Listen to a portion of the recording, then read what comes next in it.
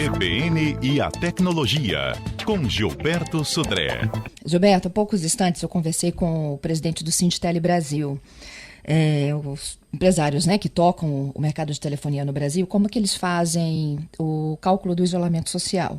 Eu mesma tinha muitas dúvidas, aproveitei para esclarecer ao vivo, além das dúvidas dos nossos ouvintes, E ele estava falando sobre esse mapa de calor, que na verdade eles não estão conectados a um GPS, eles estão conectados ao sinal que a operadora entrega, nas estações, aos smartphones, independentemente da operadora, do qual você tem um plano contratado. E uma coisa legal que ele falou também, com base numa pergunta de um ouvinte, é de que, por exemplo, eu moro numa cidade, mas trabalho numa outra. Preciso deixar meu isolamento social para trabalhar e volto para casa ao fim do dia, Eles fazem uma média desse movimento porque eles estão, na verdade, não captando um dado individual. Esse dado individual ele é insignificante.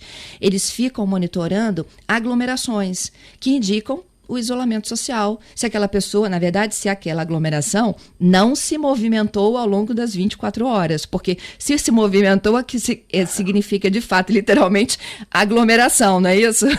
Exatamente. Eles, na verdade, não coletam nenhum tipo de informação individual do celular. O que eles coletam é que existe um celular naquele local. Como é que ele faz isso? Na verdade, isso é uma das formas de localização ou de identificação do seu celular numa certa área, é exatamente chamado de triangulação. Ou seja, quando o seu celular está ligado, ele fica mandando uma pequena mensagem via ondas eletromagnéticas para as torres que estão próximas. As torres que estão próximas, através desse sinal, conseguem detectar qual é a distância que você está de cada uma delas. E aí, através dessa triangulação, ele consegue posicionar o seu celular em uma certa região. Então, na verdade, nesse monitoramento, que as operadoras conseguem saber é que ali naquele local existem 10, 15, 20 celulares naquela região, E aí eles conseguem ter uma ideia de aglomeração, dentro daquela área de cobertura das torres da operadora. Então, essa aqui é basicamente a tecnologia que eles usam para fazer esse mapa de calor, para isso. Isso aí. Bom, agora do mapa do calor, agora eu vou sim para o GPS. Vamos falar um pouquinho? Então, como é que a gente localiza um celular? Então, é uma pergunta bem frequente, que as pessoas me fazem, como é que eles conseguem me localizar? Então, ou seja, a resposta normalmente mais clássica dessa pergunta é o GPS. Então, o GPS é um sistema que é composto por uma constelação, ou seja, de muitos satélites que ficam em torno da Terra, em órbita da Terra, e o receptor de GPS do seu celular consegue captar o sinal de alguns desses satélites, conseguindo também identificar a distância que o seu celular está de cada um desses satélites. A partir dessas informações, ele também consegue localizar você na superfície terrestre. Então, o GPS, ele não precisa de internet, ele não precisa de nenhum tipo de acesso, nem de sinal, na verdade, do próprio celular. Ou seja, o celular pode estar numa área sem sinal de celular e o GPS vai continuar funcionando, porque ele usa a recepção desses sinais de satélite que estão já em órbita da Terra em relação a isso.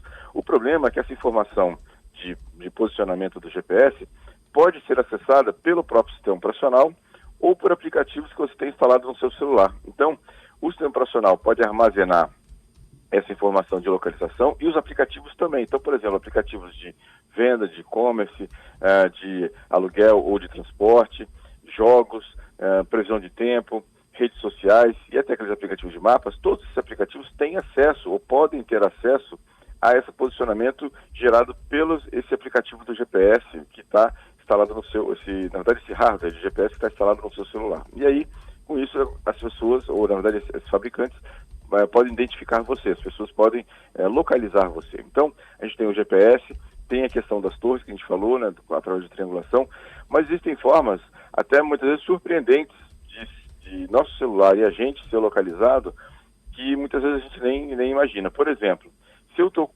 conectado numa rede sem fio, essa rede sem fio já pode dar alguma indicação para um aplicativo ou para o próprio sistema operacional de onde eu estou. Se eu estou conectado numa rede sem fio de uma cafeteria, de um hotel ou do aeroporto, isso já diz para o aplicativo que eu estou naquele local. Se eu estou navegando na internet, o fato de eu estar mandando e recebendo mensagens através da internet, o meu endereço IP também denuncia onde eu estou, ou pelo menos com alguma precisão. Obviamente que o GPS é muito mais preciso, as torres de celulares são muito mais precisas, mas o IP ou as redes sem fio já conseguem dar uma boa localização seu aparelho para esses aplicativos, né? Atualmente, até agora, as redes de Bluetooth conseguem identificar, ou seja, conseguem ter identificar onde você está. Se o seu aparelho, por exemplo, está conectado em aparelhos de Bluetooth que estão próximos a você, essa proximidade desses aparelhos consegue dar algumas dicas, por exemplo, para esses aplicativos, se você está em casa, se está no trabalho, se você está na academia, por exemplo. Então, ou seja, ele consegue ter essa visão. Então, o interessante é que hoje não é só o GPS, o clássico GPS, que conseguiria localizar você, ou as torres de celular. Hoje, tem muitas outras formas que os fabricantes utilizam para localizar o seu celular e, por acaso, a gente, né, nesses locais. Então, essa é uma questão bem interessante, né, e muitas vezes a nossa privacidade está sendo violada sem a gente nem saber, né, que estava sendo monitorado por aquilo. Pois é, falar em monitorada e não saber, e eu queria que você tirasse se isso é mito ou verdade. Outro dia me disseram que quando a gente compartilha aqueles dados com alguém de localização, por exemplo, você quer dizer, eu moro no lugar tal, vou te mandar a minha localização para você me achar mais fácil, né? Aí a pessoa te acha pela localização. Aí, assim, tem a localização fixa e a localização em tempo real, correto? Isso, exatamente. O em tempo real, você tem que estabelecer um prazo no seu celular de que essa pessoa vai poder te acompanhar, porque senão ela te acompanhar de eterno? Isso. Na verdade, quando você compartilha, você diz por quanto tempo você quer compartilhar seu posicionamento em tempo real. Então, você fala de 1 hora, 1 dia. Então, você tem várias opções lá quando você faz esse compartilhamento. Porque nesse período ele vai estar mandando. E aí sim, precisa da internet estar funcionando, né? Porque esse posicionamento é compartilhado através da internet. Ou seja, ele localiza você através do GPS, mas compartilha sua localização através da internet. E aí, as pessoas que você compartilhou vão ficar recebendo essa informação de tempos em tempos do seu aparelho, dizendo que você está naquele local, ou naquela estrada, ou em movimentação para um outro local em relação a isso. E aí você diz qual é o tempo que você vai compartilhar dessa função, né? Vamos chamar assim, para isso. Meu Deus, isso é perigoso, né? Exatamente, ou seja, em algumas maneiras isso é bom, como a tecnologia, né? Pode ser utilizada para o bem, quando você tem querendo saber onde é que seu filho está, onde está em trânsito para algum local, está viajando, está indo, voltando de um compromisso, de uma festa, né? Ou como também, dependendo da situação, isso pode ser uma forma de invadir a privacidade de alguém, né? E aí também, fazendo agora um parênteses, eu falei de aplicativos lícitos, né, que leem seu posicionamento, como redes sociais, que eu falei, ou mesmo ferramentas e aplicativos de previsão de tempo, porque ele precisa saber onde você está para te dar a previsão de tempo daquele local, daquele clima, né, do clima onde você está naquele local. Mas aplicativos de espiões podem também ter acesso à sua localização do GPS para compartilhar essa localização com pessoas que estão te espionando. Então, ou seja, a tecnologia ela não é boa nem ruim, ela simplesmente depende do uso que você faz dela que ela vai se tornar boa ou ruim em relação a isso. Entendido. Bom, se você tem dúvidas, pode mandar para cá, 992994297. Enquanto sua participação chega, eu vou conversando com o Gilberto sobre outros destaques da semana. Conta pra gente essa história da SpaceX. Então, Fernanda, hoje é um dia muito especial, né? Ou seja, hoje, no horário de Brasília, às 17h32, está previsto o lançamento do voo espacial, o primeiro voo espacial da SpaceX, levando 2 astronautas em direção à Estação Espacial ISS. Então, ou seja, esse voo ele é histórico porque desde 2011, todos os astronautas que foram e voltaram da ISS usaram ou pegaram carona, né, em foguetes russos. Ou seja, depois que aquele programa dos ônibus espaciais foi descontinuado em 2011, todos os astronautas que subiram, né, ou desceram da ISS foram através de carona em naves espaciais, em foguetes da Rússia. Hoje vai ser, depois de tanto tempo, né, a primeira vez que um foguete americano vai sair de solo americano, levando americanos até a ISS. Isso, se tudo der certo, né, obviamente, tomara que dê tudo certo, vai inaugurar uma nova etapa das viagens espaciais aí, porque só lembrando, né, a SpaceX é daquele multimilionário, o Elon Musk, né, que tem uma série de objetivos nessa situação da conquista espacial, inclusive de vender, né, turismo espacial e vender passagens, né? Você quer dar uma voltinha ali no espaço, você vai comprar uma cadeira, né? Um assento, né? Num desses voos, e ele vai, né? Visitar um pouco do espaço lá e voltar em relação a isso. Então, todo mundo ligado hoje vai ser... Isso é uma marca registrada do Elon Musk também. Ele sempre faz a coisa toda com muito marketing. Então, muito provavelmente, né, ou seja, provavelmente não vai ter cobertura pela mídia, vai ter cobertura lá da internet, você vai conseguir assistir ao vivo o lançamento do ambiente, né, do foguete em direção ao ISS hoje, em relação a isso. Hoje a gente tem participação especial, né, Gilberto? Exatamente. De casa tem esses problemas, né? Tem esses problemas, aqui também tem. Lá. Vamos falar do elétrico? Adorei essa da Apple. Exatamente, né? O relógio da Apple e alguns relógios também da Samsung tem, né, aquela possibilidade de ver a frequência cardíaca, né? Esses dispositivos ficaram tão precisos que você consegue até fazer um eletrocardiograma direto, né, através do relógio. O que aconteceu foi que a Apple submeteu a Apple Watch à aprovação da Anvisa. E a Anvisa, né, aprovou, desde o Apple Watch da 4ª geração, esse recurso de eletrocardiograma, podendo inclusive identificar arritmias ou outras situações estranhas ou diferentes que podem até dar um diagnóstico, né, em relação a essa questão. Então, muito interessante isso. Ou seja, agora você tem um aparelho, né, que tem essa função de eletrocardiograma aprovado pela Anvisa. A Samsung também tem, mas ainda não foi aprovado, né, nas últimas versões do relógio para isso. É bem interessante e a gente está caminhando aí para que esses dispositivos vestíveis, né, relógios, óculos e outras coisas, acabam ajudando também a gente na questão de diagnósticos, né, de doenças ou de intercorrências no nosso corpo humano. Bem interessante. Porque eu me lembro que logo no início, né, vários aplicativos eram questionáveis, não é mesmo? Exatamente. Aquele de pressão, de aferição de pressão, ninguém nunca apoiou, não é mesmo? Exatamente. Tinha um de oxigenação também, que você botava o dedo em cima da câmera e aí ele dava a oxigenação do sangue também. Mas eram aplicativos e funções assim muito iniciais, né? Muito precários ainda, não tinha uma precisão muito boa. O que realmente surpreende nessa situação é essa questão dessa aprovação da própria Anvisa, né? Ou seja, chancelando, né, essa função de eletrocardiograma do relógio do Apple Watch. Muito interessante, né? Uhum. Ok, temos mais.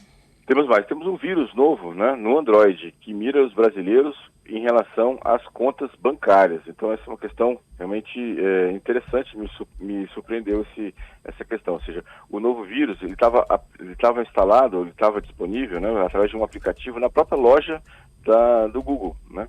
Ele estava disfarçado, né, com um aplicativo de teste de segurança. Na verdade, ele não fazia teste de segurança, ele infectava os celulares com esse vírus, né, nesse caso. Então, basicamente, esse aplicativo chamado Defensor ID, ele visava a proteção dos celulares, supostamente, mas na verdade não era, ele era um vírus em relação a isso. Então, muito cuidado quem usa esses aplicativos ou quem tem esse aplicativo instalado no seu smartphone, chamado Defensor ID, que ele tem dentro dele um vírus, né, e foi revelado essa semana aqui nessa questão. Já foi retirado da loja de Google Play, mas muitas pessoas instalaram esse aplicativo. Então, quem tem instalado, a recomendação é que desinstale esse aplicativo chamado Defensor ID. Defensor ID. Isso, exatamente. Só para Play Store? Só para Play Store, exatamente. Só nas lojas do Google. Entendido. Bom, tenho perguntas aqui para você, Vamos outros lá. Assuntos, os nossos ouvintes aqui mandando algumas sugestões. Gilberto, é um Max, ele tem um Moto G7 Power. Vale a pena trocar pelo 8?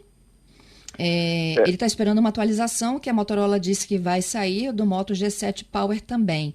Você vê alguma diferença? Muda, não muda? A diferença foi muito pequena, viu, entre o G7 e o G8, a diferença foi realmente bem, bem pequena. Talvez não seja uma hora ou necessário a atualização do seu smartphone agora, nesse momento. Talvez eu esperaria sair a nova geração, né, a G9, para fazer a atualização. O G7 é um excelente aparelho. Ei, Gilberto?